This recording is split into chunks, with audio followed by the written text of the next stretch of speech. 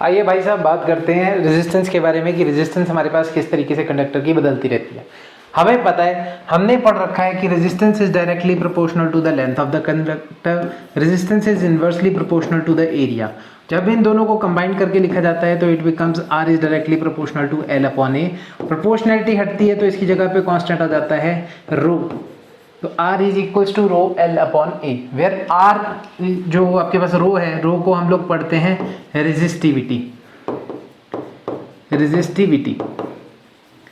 तो रेजिस्टिविटी जो होती है किसके ऊपर डिपेंड करती है? ये डिपेंड करती है नेचर ऑफ कंडक्टर के ऊपर कि हमने कौन से कंडक्टर का यूज़ किया है।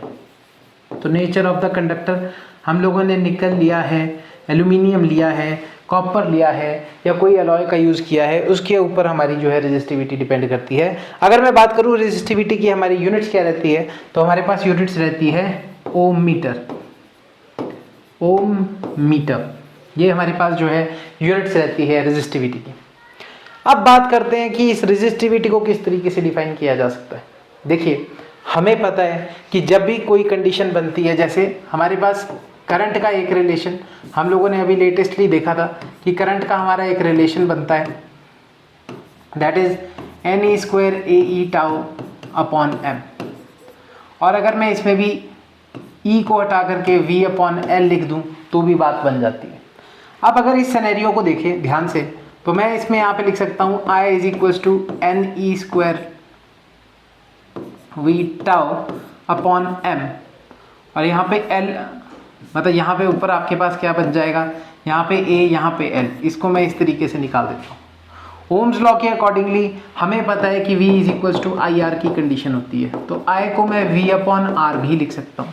अगर मैं इस सिनेरियो को यहाँ पे डालता हूँ तो इस I की जगह पे मैं V अपॉन R लिख दूंगा, और यहाँ से मेरे पास एक V से एक V जो है यहाँ पे कैंसिल हो जाएगा।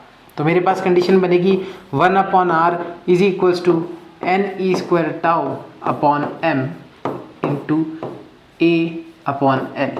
A is the area and L is the length of the conductor. इसी सिनेरियो को रेसिप्रोकेट करके लिखूं तो मेरे पास क्या बन जाएगा, R is equals to M upon NE square tau L upon A।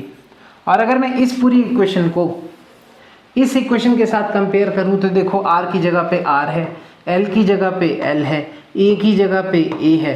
तो हमारे पास जो रेजिस्टिविटी है वो इन सारे फैक्टर्स के ऊपर डिपेंड करती है। देयरफॉर हमारी रेजिस्टिविटी का जो फॉर्मूला यहाँ पे बनेगा, rho is equals to M upon NE square tau. ये है फैक्टर्स जो अफेक्ट करते हैं रेजिस्टिविटी ऑफ अ कंडक्टर।